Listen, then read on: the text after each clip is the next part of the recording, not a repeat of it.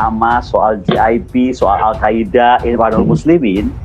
Jangan salah, isu itulah yang sering digunakan oleh Palestina, kawan kita itu, ketika berbenturan dengan Israel. Jadi ketika berbenturan dengan Israel, yang diangkat adalah menjual sensitivitas Islam. Ini yang kita, tadi saya sepakat kok Pak Farhan bilang kita mesti hati-hati. Karena sekali lagi, kenapa kita mesti hati-hati? Driving force-nya adanya Hamas, ya, atau ada GIP, itu akarnya Ikhwanul Muslimin, ya kan? Akarnya ISIS, kemudian 1999, ya kan? Karena ini terus proksi yang akan dimainkan juga oleh geopolitik Timur Tengah, which is Iran terlibat di sana. Dan somehow, secara langsung atau tidak langsung, ada China, ada Rusia. Oke? Ada di blok sini Amerika, Arab, ya kan, Uni Emirat, ya kan, dan Israel. Bayangkan Indonesia ini, sekali lagi ya, saya nggak mengejarkan Indonesia. Sanggup nggak kita? Kalau aku cuma ngomongnya begini aja lah, jangan deh dulu ngomongin Israel, Palestina dengan konstelasi tadi negara-negara besar sedang bergumul di sana. Depan mata kita nih, dan ada udah setengah kakinya di ASEAN kok. Siapa? Cina, tentang Laut Cina Selatan. Itu aja dulu diberesin gitu. Itu ancaman bagi Indonesia ya berarti ya? Loh, ada, itu kan di depan mata kita. Kalau di sana Israel mau ada apa-apa ya masih jauh lah gitu. Paling nggak juga roket-roketnya misalnya ada yang nyasar. Loh, kalau Cina marah tentang ada apa-apa di Laut Cina Selatan, kena kita pasti. Karena radius Cina itu udah sampai jauh sekali tentang kemampuan rudalnya. Misalnya. Okay. Nah, jadi maksud saya, kenapa saya tuh bukan saya sekali lagi ya, saya selalu menempatkan coba taruh pandangan kita juga dari sisi lain selain Palestina. Contoh ya, Oslo Agreement. Oke.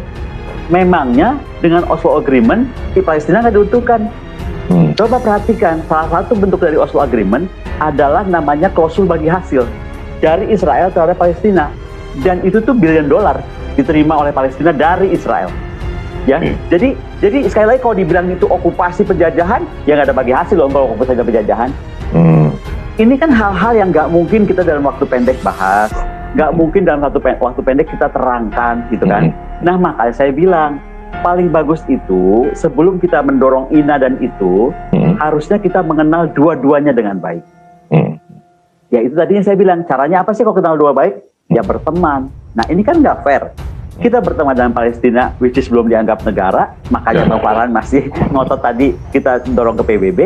Di satu sisi, kita nggak mau ngobrol sama Israel yang jelas-jelas diakui sebagai negara oleh PBB. Selesai itu udah. Jadi gimana gitu? Jadi ini sebenarnya adalah penjelasan lengkap dari pernyataan Bu Kony bahwa bagaimana sebaiknya kita membuka hubungan diplomatik dengan Israel. Itu maksudnya adalah itu begitu ya. Bukan kemudian sebenarnya kita berpihak pada, kan kalau yang sekarang terjadi ya, itu kan kita mau melihat dari sudut pandang kemanusiaan, bagaimana banyak menjadi korban, anak-anak, kemudian wanita, sekolah, penyerangan di dalam masjid, dan lain sebagainya. Itu loh Bu Kony sebenarnya yang dipandang oleh masyarakat kita di tanah air saat ini. Terangkan, jadi begini, salah satu senjata Hamas, ya kan, dalam atau senjata Palestina ya, Palestina yang agak berbeda nih ya, saya nggak ngomong Palestina yang patah ya, itu adalah dua, either dia pakai sensitivitas agama, ya kan, atau dia pakai drama gitu tadi, korban. Jadi gini, kalau kita bertarung, kita bisa lihat ada orang yang maunya jadi victim, dia akan menempatkan diri sebagai victim terus, dan ini yang terjadi dengan Palestina. Saya tanya balik, apakah di Israel nggak ada victim? Kok ada? Tapi buat Israel, setahu saya, adalah harga diri kalau dia menunjukkan korban dia itu apa dan bagaimana bayinya kenapa atau perempuannya kenapa. Itu harga diri. Yang penting buat Israel, sedapat mungkin, sesedikit mungkin korban berjatuhan. Tapi dia nggak akan pernah menjual gambar-gambar dramatik itu. Bagaimana dia jadi victim. Beda pendekatannya kan Pak Indra.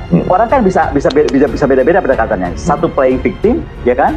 Satu nggak mau gitu. Nah, itu yang terjadi sekarang ada pembelahan di dalam masyarakat.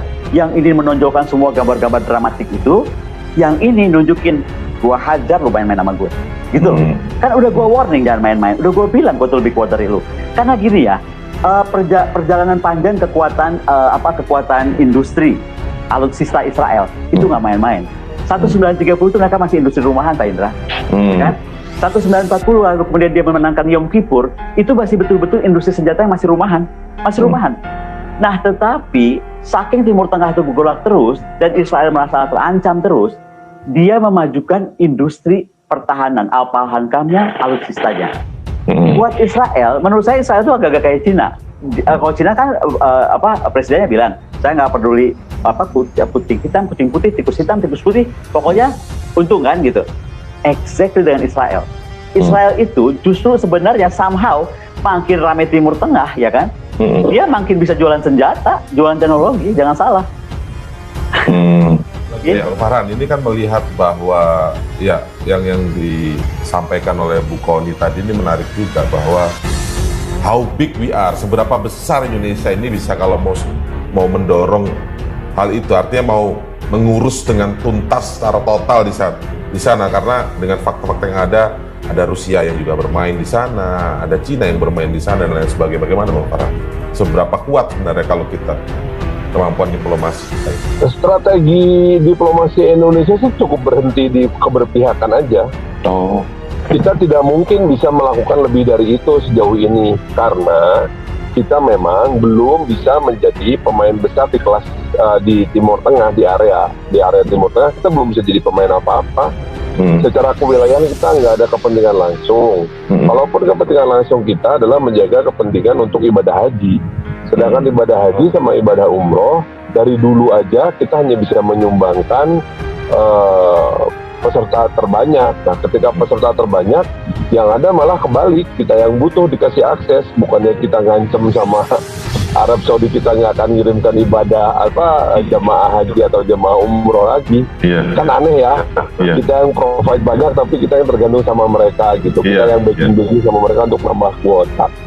Jadi artinya politik Timur Tengah politik Indonesia di wilayah Timur Tengah itu sangat ditentukan oleh narasi dalam negeri itu sendiri. Satu, seberapa banyak yang kita butuhkan akses untuk bisa melaksanakan ibadah haji sama ibadah umroh. Itu paling penting, nggak bisa disangka lagi. Nggak ada yang lebih penting dari itu untuk kita. Kedua, seberapa banyak kita bisa menjaga kepentingan pekerja migran Indonesia di Timur Tengah. Yang walaupun sempat ada yang namanya di stop dulu gitu ya, di moratorium, tetapi kita masih membutuhkan mengekspor tenaga kerja ke Timur Tengah dan juga pengelolaan yang baik dan benar. Karena sampai sekarang justru kita sedang menyelidiki kelompok-kelompok tertentu. Nah, kalau ini mafia beneran, ini ada di dokumennya, saya berani bilang. Jadi Mr. M beneran ya? Emang ada Mr. M bohongan? Betul. Ada mafia human trafficking, pekerja migran Indonesia yang tidak diperpanjang kontrak di negara-negara yang sudah ada perjanjian dengan kita, kemudian diselundupkan ke negara-negara konflik, Yaman, ke Suriah, ya, ke West Bank juga termasuk diantaranya, yang kita, dan mereka ini bukan kelompok-kelompok radikal yang siap perang, bukan, pekerja migran Indonesia biasa gitu. Itu masalah ya, yang kedua. Dan yang ketiga, masalah kita dengan Timur Tengah adalah memastikan bahwa agen-agen penjual atau pengimpor BBM ke Indonesia yang sumbernya dari Timur Tengah itu jangan sampai di stop jatahnya gitu, karena berpengaruh besar. Memang kita tidak mengekspor langsung dari Arab Saudi, dari Irak atau dari Iran BBM-nya. Kita membelinya kan dari agen-agen yang ada di Singapura sama di Hong Kong sama di New York ya. Nah, jadi tiga kepentingan itu aja diplomasi Indonesia mah. Mungkin ditambah sekarang adalah diplomasi Sinovac. Karena kita tahu Sinovac sekarang dikuasai oleh Uni Emirat Arab. Nah, secara militer pertahanan nggak ada. Can we step up the diplomacy in Middle East, get into the conflict area? We cannot. Nggak bisa. Jadi sebenarnya kita tuh sampai pada keberpihakan aja Bang Farhan ya.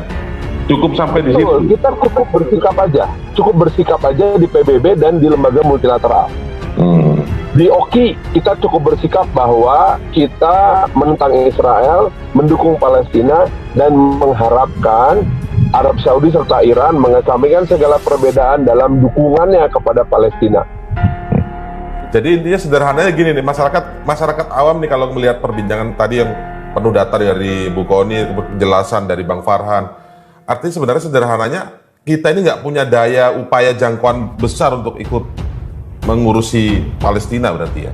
Oh enggak, kalau kita habis-habisan di Palestina sama di Israel, atau kita ikut bela-belain orang Yaman, lah terus pemerintah Arab Saudi bilang Indonesia nggak boleh masuk jamaah hajinya.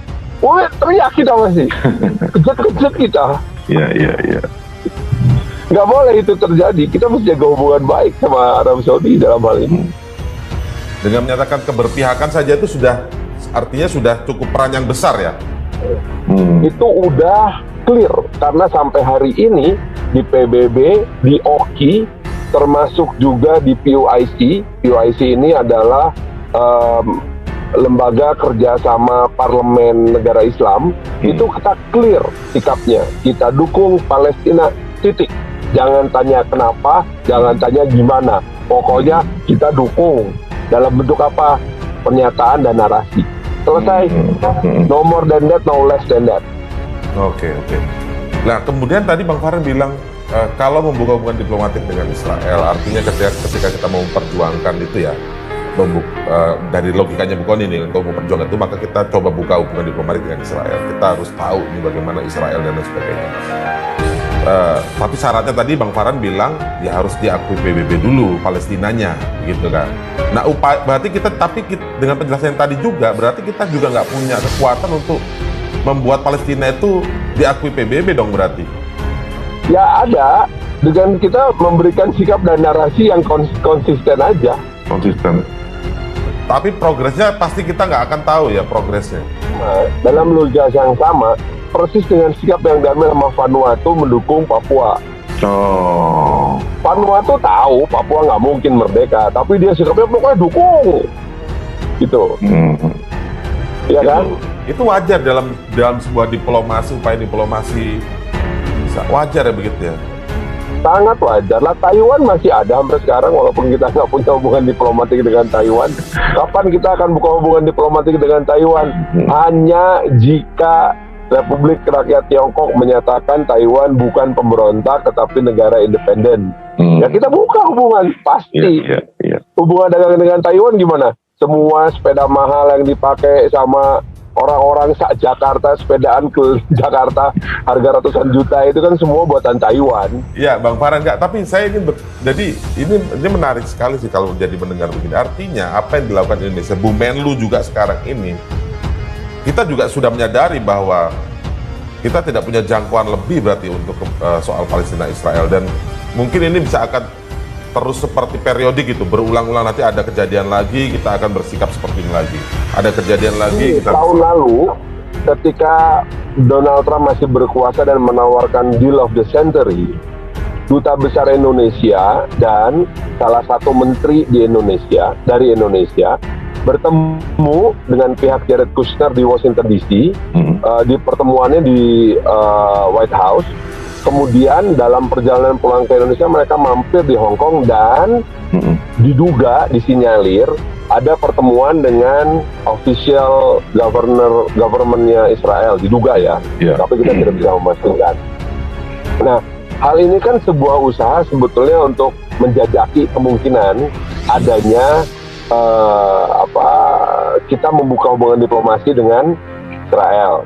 Nah, hari ini berdasarkan pengamatan dari teman-teman di cyber media dan juga bacaan dari Kementerian Luar Negeri, ada sebuah narasi yang disusun secara terstruktur melalui berbagai macam pihak di Indonesia, terutama di media digital, agar ada keberpihakan terhadap Israel. Tidak pernah ada sejarahnya konflik Israel sama Palestina. Orang Indonesia itu menunjukkan keberpihakannya ke Israel secara terang-terangan dan terstruktur. Baru yang sekarang ini, nah ini kan sebuah indikasi bahwa sebetulnya ada usaha serius untuk mulai membangun sebuah narasi bahwa sudah saatnya Indonesia membangun atau ya berkomunikasi lah ya dengan Israel maksudnya. Istilahnya kayak kita pacaran gini deh gitu. Kamu terima aku dong jadi suamimu gitu. Nggak usah bilang iya sekarang, tapi paling nggak jangan nolak deh, pikirin aja dulu. Iya. You know? Yang jago pacaran nyontoinnya mending ke situ. Mm. Biar dapat logikanya atau Iya, iya, iya, Siap. iya. Nah, itu artinya bisa juga menjadi langkah yang lain sebenarnya Bang Farhan ya. Alternatif mencari solusi yang lain agar tidak ada Ya, tapi biayanya terlalu besar. Walaupun secara logis apa yang disampaikan sama Tehkon itu bagus ya, bahwa kita membuka hubungan diplomatik dengan Israel itu akan lebih banyak keuntungannya, tetapi resiko terbesarnya perpecahan di Indonesia. Itu Iya. Kalau saya sih nggak yakin we can afford the division gitu loh, Tehkoni.